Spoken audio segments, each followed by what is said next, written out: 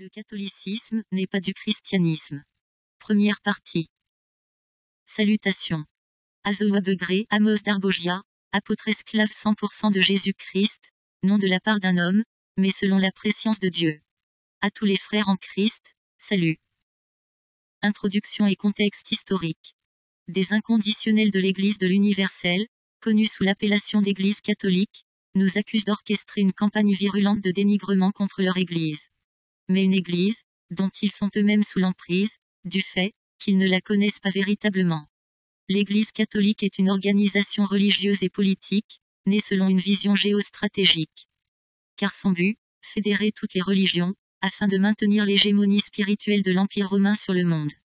Devant un christianisme montant, et un islam expansionniste, la stratégie de créer une religion nouvelle qui soit formée de l'ensemble de ces grandes religions dominantes, le christianisme, le bouddhisme, l'hindouisme, l'islam, le mysticisme européen, et la sorcellerie africaine, s'imposa à l'empereur Constantin, qui mit l'idée en forme, où il en sortit une église appelée catholique.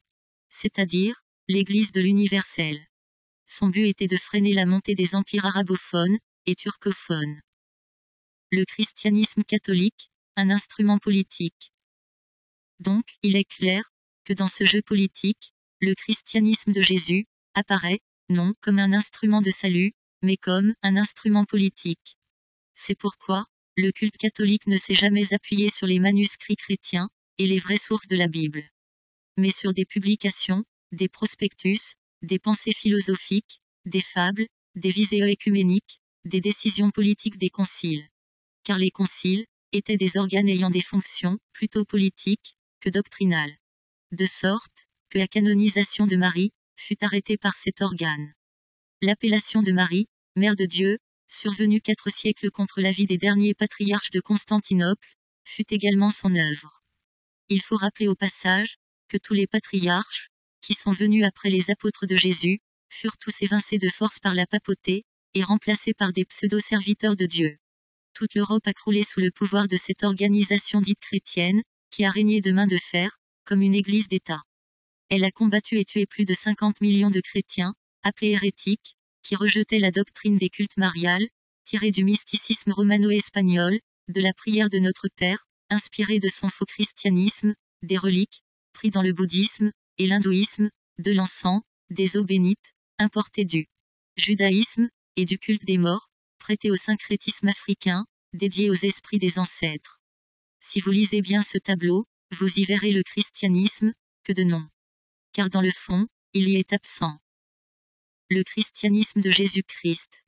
Le christianisme de Jésus, le Messie de Genèse 49:10, mort à la croix, selon les prophéties, est une religion de la foi en Jésus-Christ uniquement. Car il est écrit en Actes 4:12 qu'il n'y a de salut en aucun autre, si ce n'est en Jésus. Actes 4:12, il n'y a de salut en aucun autre, car il n'y a sous le ciel aucun autre nom qui ait été donné parmi les hommes, par lequel nous devions être sauvés. 2 lignes de démarcation différentes. A. La vue et l'esprit. Le catholicisme a tout caché dans la vue. Il a mis l'accent sur les meilleures techniques communicationnelles, sur la beauté architecturale de ses bâtisses, couverts de l'intérieur de toutes sortes de métaux précieux, des meilleurs travaux artistiques, des plus grands peintres de tous les temps, Picasso, Leonardo de Vinci.